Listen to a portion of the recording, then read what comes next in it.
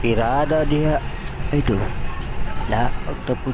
Istibiyahe na po sa lugar na wala sila. Dirisa. Sa Digos City. Inikintrala ni mga idol. Sa Digos City. Kita ni mo dayon ang leon nga nagbarog. Murag nangisog. Agi remi leon. Padulong na ta sa Bansalan, Davao del Sur. Ang atong destination yari man sa welcome to Barangay Balutakay.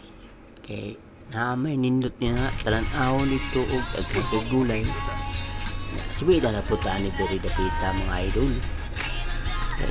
Ito man ang nindot nidahan tan-aw nun sama ana o kanindot niya Arabica coffee.